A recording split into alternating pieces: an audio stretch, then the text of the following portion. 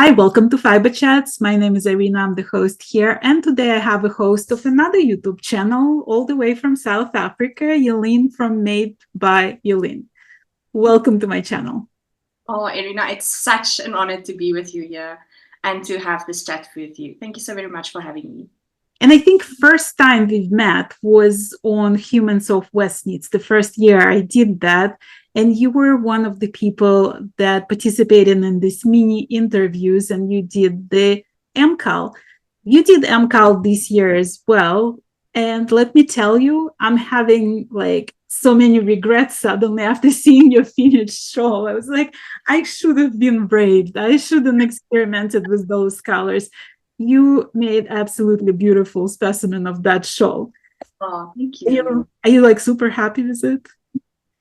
Yes, it was my fourth year participating, and I always tell the people that is going on this journey, I really feel it is a masterclass that we get for a price of a pattern. And then together with that, we have these amazing videos from Stephen West. He's a great teacher as well. So the past 3 years, the techniques that I've learned, which I was so scared to do, because actually in 2021, I started with shellography, and I started knitting May that year. That's when I started knitting socks. And then I just decided I'm going all in. I'm going to do the MCAL.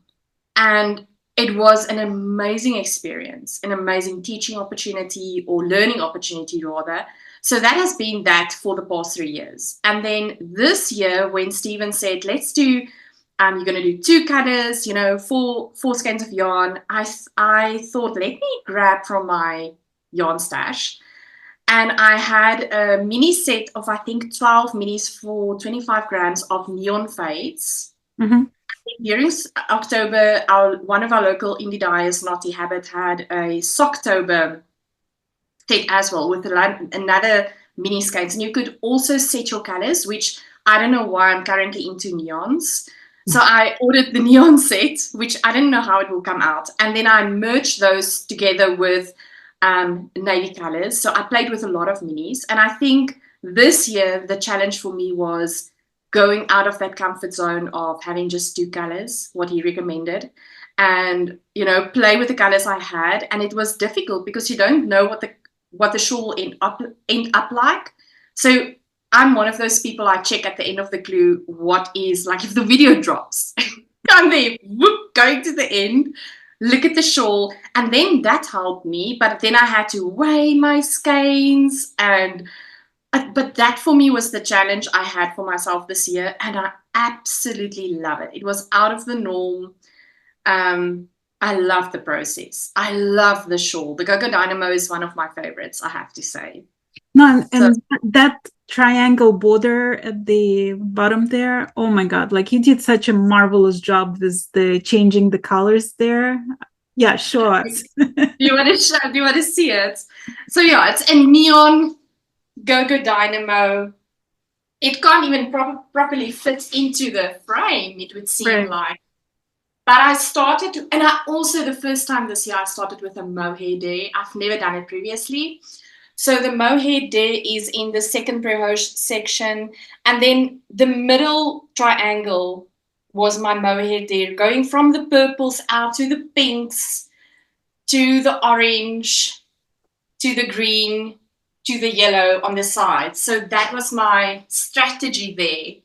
Right. And you know what I love the most? You're gonna laugh at that, but those pale pinks in the middle of the pinks, that just like I was like, that's just brilliant. That's it. Like I'm so happy that you love it. I almost thought maybe I made a mistake there, but I don't think so. It's a nice, like, refreshing change, I think. And I have to tell you, this little bubble sections here. Yeah. Oh my word, I love those. I think like that section was my favorite by far. Like, yeah. Well, what I like about what we have in common is that it's totally a community event, and you do a lot of community building events on your channel. Yeah. So tell me, like, let's go a little bit back. Like, what made you decide to start a YouTube channel? Wow. I started the YouTube channel almost the same time that I started knitting. I think it was March or May of 2021.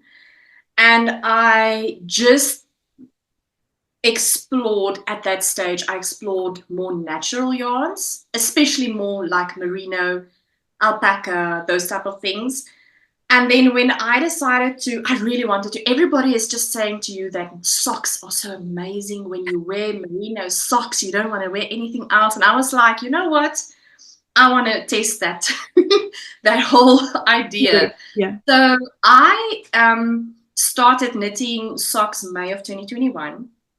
And I thought, why not take people on a very, on a process with me on my journey of knitting and crocheting and exploring merino yarns and exploring our South African designers. We have amazing designers here in South Africa, both crochet and knitting and crafters and indie dyers and wool houses. It's really magnificent. So I wanted to shine a light on our South African community and crafters while I'm going on this exploration myself, on this journey of exploring and testing. That's how it started. I actually really love that because I was interviewing recently a lady who knits cats. So she just wrote a book, Victorian Cats to Knit, Oh, and wow. like I was asking her, she said she's doing, when she writes patterns, it's very different from anybody else because she never actually look at other people's patterns. And I said, would you consider starting a YouTube channel because it's something, your unique way of doing things? And I told her that, like, at some point I interviewed Michelle Driver, who is an Australian tapestry artist, and she has a video on YouTube called Every Artist Should Have a YouTube Channel, because we all have very different way of getting into knitting, and people resonate with that. Like, for somebody who just started knitting to start a YouTube channel, it's very interesting, right, to see your journey through your Yeah. eyes. Yes. No, for sure. I mean, I started crocheting, I think, in 2018. And that was purely because my husband told me, he said something like in the lines of, you know what, my grandmother used to sit and crochet or knit while we were just in the living room. And it felt like it created such a warm environment. And Right. I was like, okay, take me to the local yarn store. And we went to this local place, a small yarn store. I mean, I didn't even know where the yarn stores in my community or in my town was. And I did not even know how to choose the correct crochet hook for the yarn. That's the amount of what I did not know.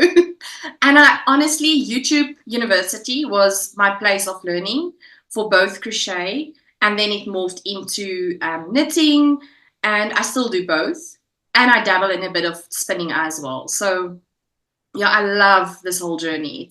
It brings me a lot of joy.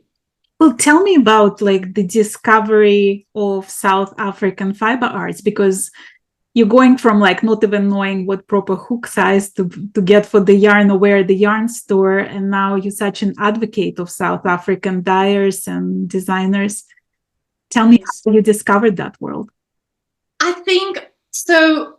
I mean, I brought some things with me because it's part of my journey that I want to show you actually. I honestly went from crocheting granny squares, like granny square, like I realized if I could make a granny square very, very big, it will make a lap blanket. That was amazing. So I did that probably 10 times, 10 blankets for the cats and for my husband and daughter. And then I went to my local yarn shop and she was like, can we just please progress from the granny squares? Let's just stop that for a bit. Go back to your house. And she pulled some yarns off the shelf, and she said, I want you to so it was double knit acrylic yarns, right? Hold them double. And I was like, oh my word, hold them double. I need to go YouTube that. I really did. And Google waffle stitch, and I did that. That's where I really fell in love with the crochet art. And then I can't even remember how I stumbled upon Mariana from Sweet Crochet Dreams. She's a South African designer. And I thought to myself, oh my word, I want to make one of her patterns and I want to do it with something special. So I Googled the local indie dyer, Esteriza Yarn Creations, and I bought yarn from them. This was my first merino shawl. Fuchsia Fiku, I think it's the pattern's name. It's a strange name, but this is such a beautiful crochet pattern. Yeah, it's beautiful. So this was my first merino shawl. This is so special to me. And the moment when you put your feet in the water for discovering South African designers, it's just like they're coming to you. You didn't even know that there will be designers in South Africa, and then it's like there's so many, and you discover them as you go along. More indie dyers, more yarns, mohair, merino, alpaca farmers. But I have to say, I'm a very inquisitive person, so I like to learn and I like to explore and I like to be adventurous and learn. So it came very easy to me to, see what is out there and the multiple people that we actually have. Yes. So, and now I know so many. I've been to the Cape Town Yarn Festival in the beginning of the year. The channel was so busy at that stage with Cape Town Yarn Festival. It was an amazing opportunity. It's my third year that we were at the Karoo Winter Wool Festival. So it's Central South Africa, merino, it's merino land and mohair land. It's been amazing. It's been really amazing. So it's just an amazing journey, honestly, Irina. I've been really blessed. Well, I feel really blessed that I met you because you introduced me to some of my good friends now, like Bridget from Cowgirl Blues, and I think I met Sita through you as well. Yes, yeah. Yes. So, and I actually blame my first design on you as well, because you introduced me to Bridget. I met Bridget first time at Walk because you told me, oh, you have to go and meet Bridget. She's going to be there. So I went and I introduced myself. And we became friends, and then she brought me yarn to try. She dyed it in my favorite blue colors, and then I decided, you know what, maybe I'm gonna need a shawl with that, and she sort of pushed me toward writing up that design, and you were one of the testers, so it's like the full circle. Yeah, it's really amazing. I just really wanted our South African yarn to shine. And she's she's got amazing yarn company, Cowgirl Blues, and the lady of teams that work with her. And when I knew that she's going to be in New York and you're going to be there as well, I was just feeling like we need to get her out there. And it's so lovely to hear that you're friends now. And she's an amazing lady. I really love her yarn. She's got beautiful yarns. She is a very kind person. And I brought that shawl also to the table today. Your beautiful Sweet Surrender wrap. I love yours. I really love yours. It's such an amazing piece, Irina. I did a Shetland lace project last year. I honestly wish I did yours first before I embarked on my Shetland lace. Yeah, because it's like a perfect beginner shawl for the lace. Yeah, absolutely. And oh my goodness, I loved working with the kid silk, mohair, and the lace. You wrote such a beautiful pattern. Well done. Thank you. Thank you for being my tester. It was lovely. It was such an honor. Actually, it was amazing because I literally had testers on every continent, and it was the best thing about YouTube because I got introduced to all these people through YouTube. It's amazing. The community that can be created from that is remarkable. Well, tell me about your community. How are you building that community? Are you surprised by the size of that community and how it grows every time? I am actually surprised, yes. And it's lovely to have the community that we have. The community is currently via YouTube, actually based more on WhatsApp community. I'm using that function currently. And we have different groups on there running, different make-alongs, because about every month we have a different type of crochet along or make-along or something. And it's been really remarkable. And I think just like the same with your community on Human of Westnits, I had the community now for more than 3 years also on my WhatsApp page. And the feedback that I get there has been extraordinary. The support that they feel, knitting together as a group, supporting each other. You can do it. You can definitely do the brooch section. Go for it, It's been remarkable. And, I don't really advertise the community as such. It just grows by word of mouth more so. And, I actually like the way that it is growing. It's growing very, some people would say slowly. I would say I'm just liking the pace that it is growing with because it's more manageable. Right. As where it just completely explodes and I feel like I just don't have the capacity, to handle all the things. So, but I mean, the people on there is just remarkable, really great people. I love them all.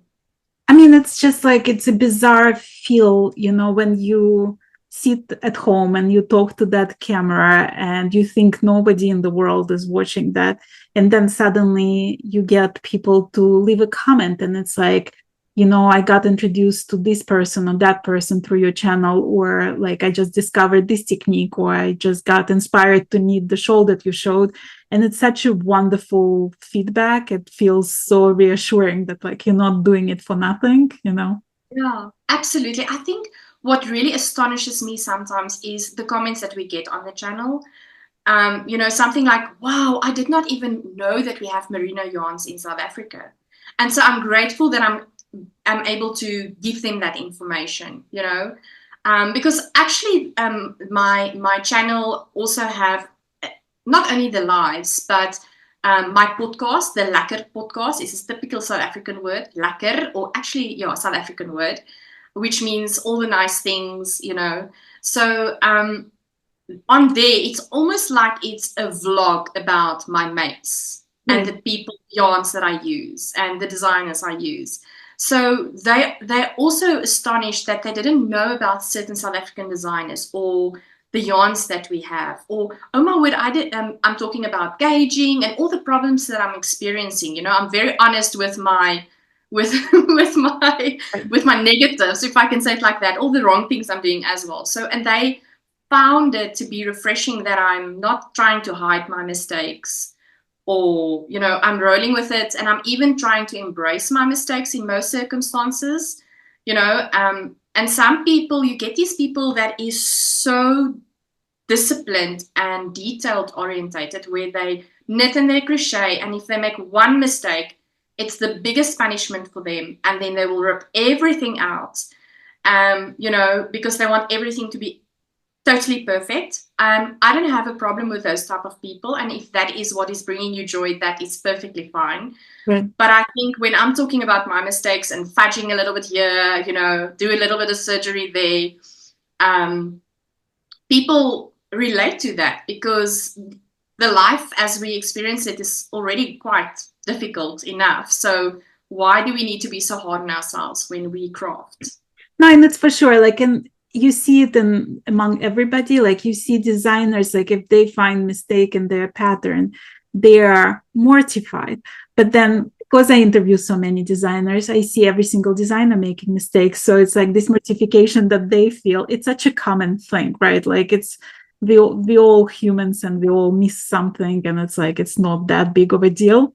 So like when people hear it from you that you're making mistake and you had to like fudge it a little bit, it gives them the freedom to think like, oh, it's not a big deal. Like I can also do that, Yes, for sure. Absolutely.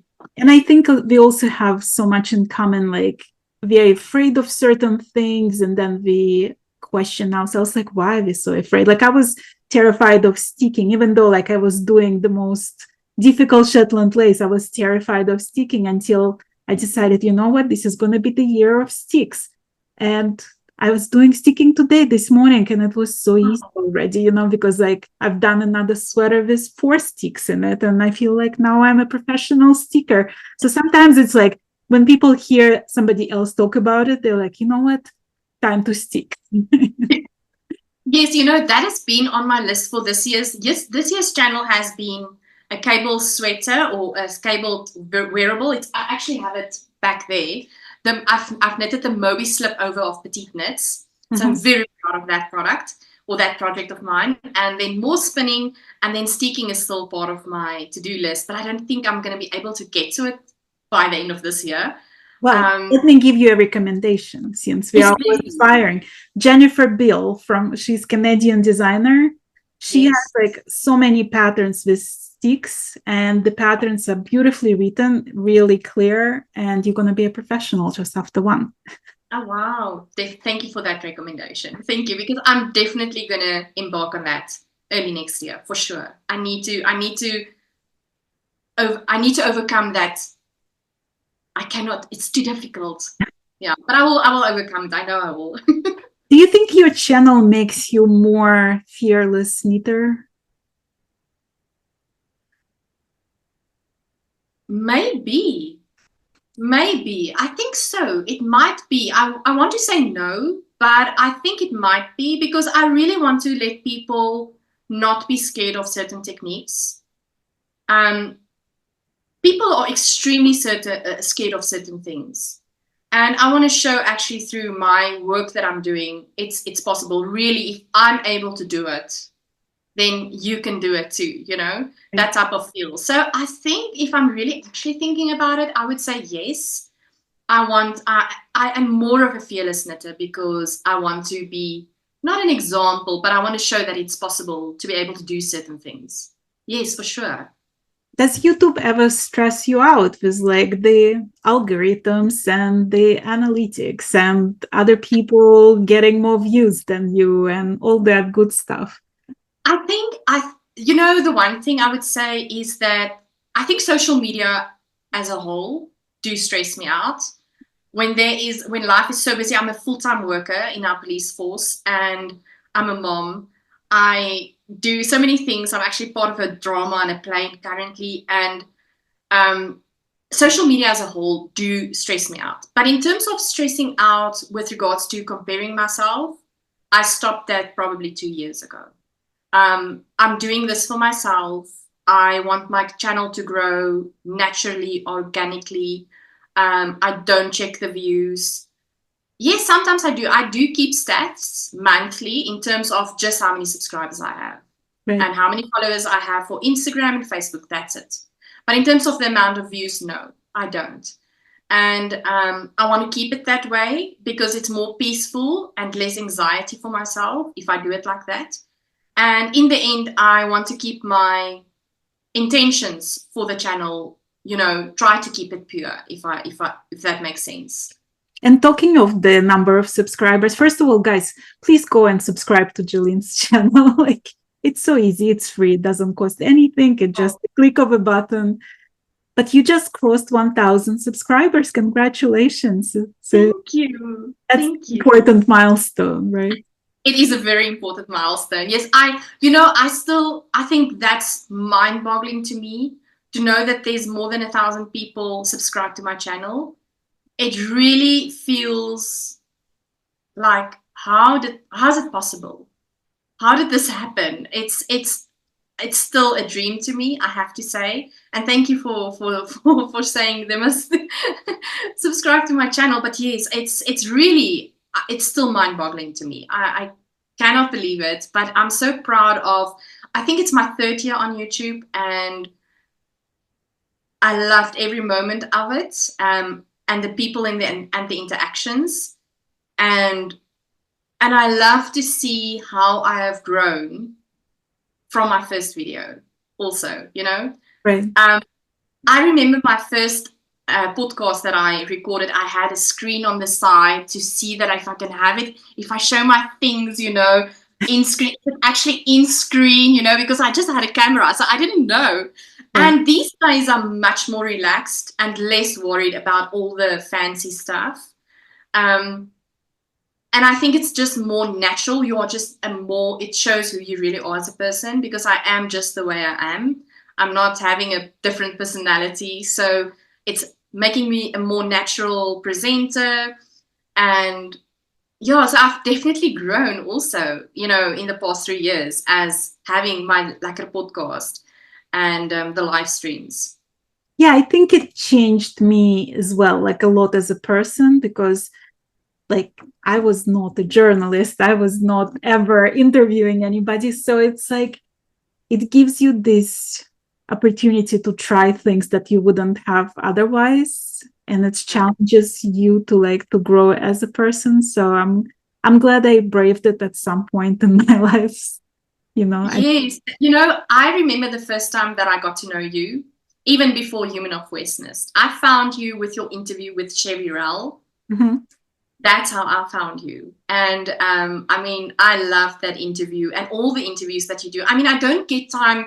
The past year has been hectic. I really don't get time to watch my podcasters, Right. if I can say, all the Yanni people. But yeah, well done on all the things that you've done. I mean, Chevy Ral's interview, Stephen West's interview, all the Human of Westness. That's so much fun. I didn't join in this year, but I will make time next year to join in again with that also. So, Yeah, and yeah, we did grow.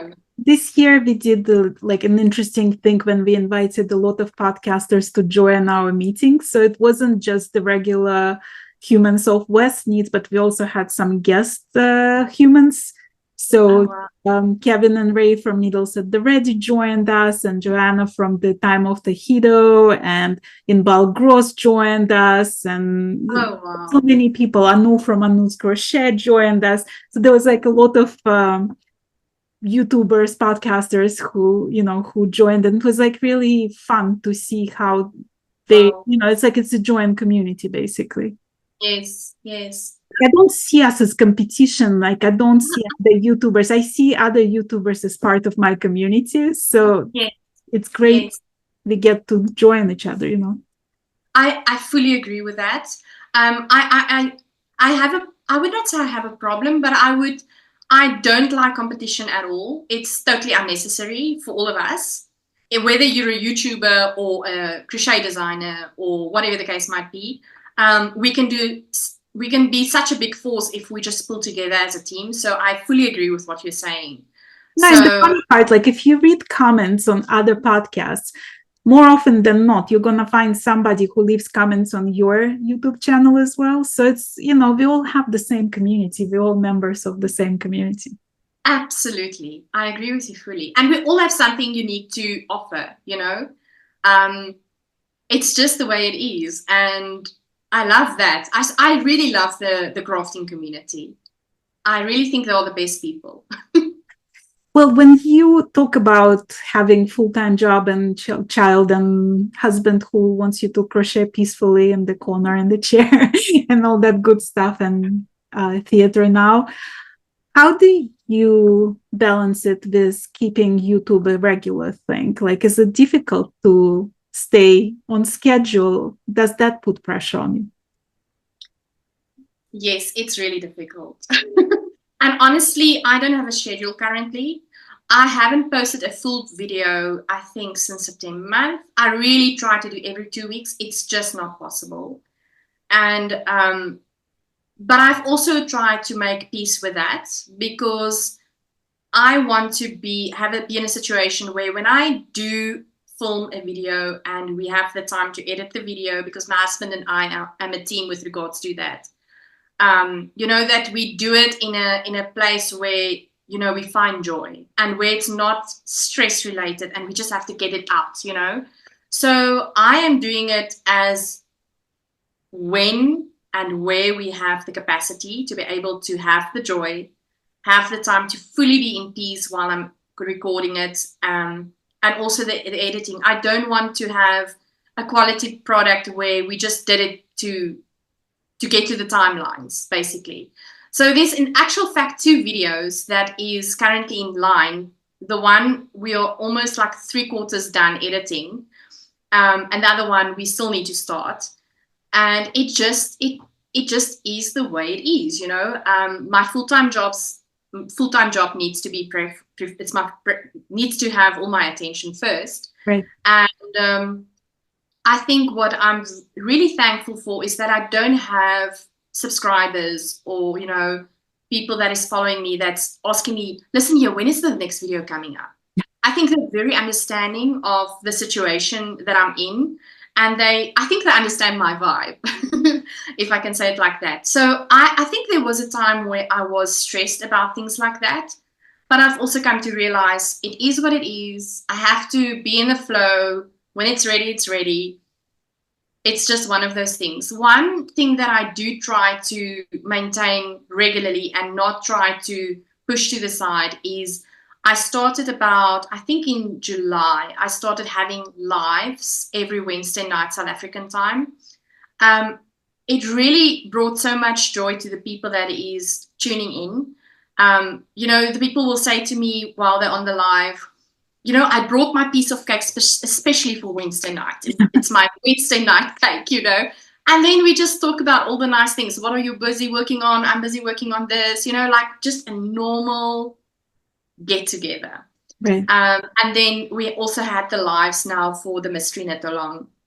But I would say I'm really trying not to,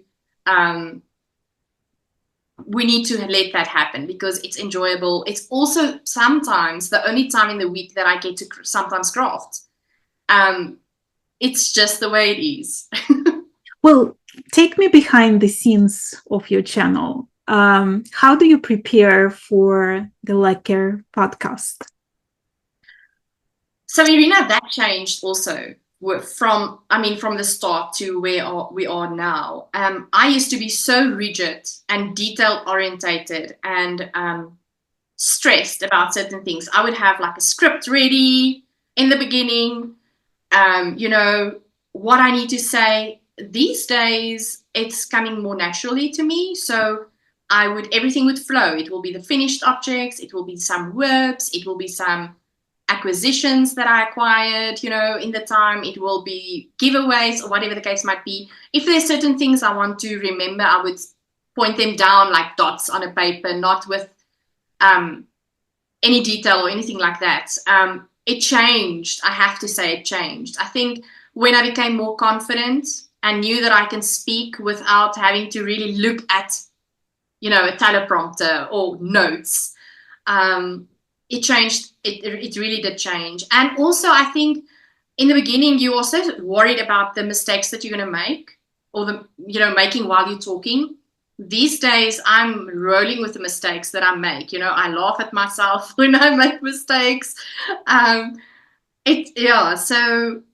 it definitely changed. So I would set up my camera. My husband will help me. I will have my yarn cabinet, like your beautiful cabinet there at the back, where I will open up those doors, display some of my makes there, set up my chair, set up my camera and the ring light, and then just go for it. And then normally the animals in our house, our dear four-legged children, make appearances there as well, and I'm rolling with it as well. I would have said previously, probably in the beginning, the first few episodes, I would cut or, we will cut it out of editing with a cat that's on my lap, but then at some point we realized it's just more natural, having those moments as part of the channel. And it's so funny because our one cat, Katie, listen to me now, Katie, she's a ginger cat.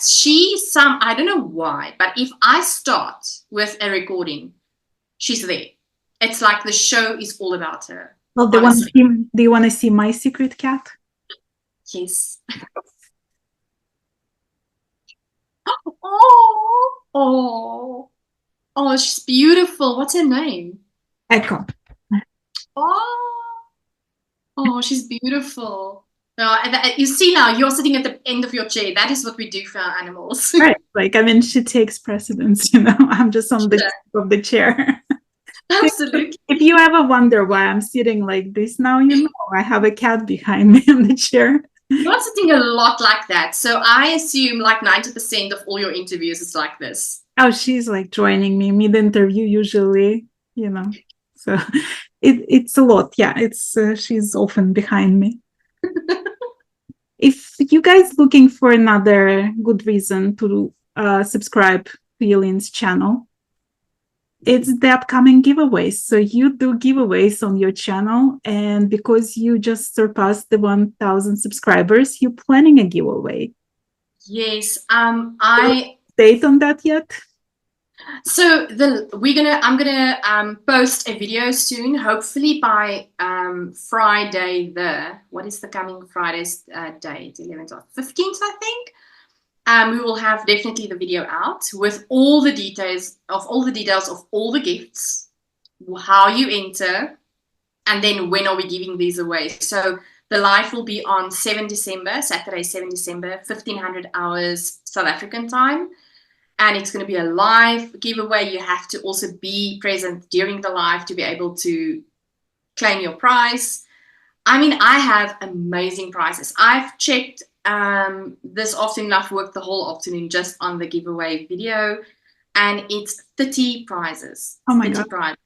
Yes, it includes patterns, which yours is one of them. Thank you so very much, Irina. The Sweet Surrender Rack. And there's alpaca yarn. There is the most beautiful yarns. Do you want me to grab some? Sure, let's see it. Obviously, it's South African yarn. So beautiful, beautiful things. Here we have alpaca yarn from Silky Milky Moon, a South African dyer. This alpaca is 500 meters on 100-gram skein of yarn. Oh, it's so lovely. You're going to have a hard time separating from the prizes. I'm telling you, I'm like, can I not keep all of this for myself? My yarn cabinet will not be able to hold everything. Then we actually have 2 Go-Go Dynamo kits. I can show you the other one as well. Also from Silky Milky Moon. Lynette from Silky Milky Moon is just Silky Milky Moon. You can't see properly, but just look at this, Irina. That's gorgeous. Oh my word. With a kit mohair silk. This is just amazing. Another Go-Go Dynamo kit from her. I love those colors. It's gorgeous, isn't it? Yeah. No, she's amazing. I have a project bag from NM Project Bags. I have yarn from Naughty Habit. Oh, that's lovely. It's beautiful. This is a 7525. This is just gorgeous. I have so many things. Where's the other package? I'm trying to look for all the things. It's like hidden away. This is now this is from Estereza Yarn Creations. This is what is this again? It's a 4-ply fingering weight yarn, merino. I've got these beautiful booklets that is almost like journals. Oh, that's so cute. There's so many amazing pattern bundles that we received. Yeah, it's going to be such a joy. Such a joy. I hope you guys are clicking on that subscribe button as we speak, because you don't want to miss that. So it's December 15th again? So it's the December the 7th, the live giveaway. And then the video will drop within the week of the 10th of November. Yeah. So give Jalene a follow and stay tuned for more details on that giveaway. And congratulations again. It's so great to pass that little milestone. And, you know, I'm sure it's going to grow even more from now on. Oh, thank you so very much, Irina. Thank you so very much. Thank you for finding time to be my guest today. It was very last second, and I'm so glad you were so spontaneous in it. Oh, Irina, thank you for really asking me. You know, it's an honor to be here. Thank you for all the things you're doing for the crafting community, you know, bringing the people that we look up to, you know, that we like the patterns, our designers, our indie dyers, that you bring them forth, you know, on such a great platform so that we can be introduced by them and just know the humans that they are. We love to watch your channel. Thank you. And thank you for introducing me to more of those wonderful people. It's such a joy to be able to do that, to share those things. Well, the very best of luck to you with your channel, and I'm hoping one day we get to meet in real life, you know. That would be absolutely wonderful. You need to come to South Africa when we have these big yarn festivals, I think. It's definitely on my bucket list of dream trips, you know, to come to South Africa and see it in person. That would be amazing. Well, thank you so very much. Thank you.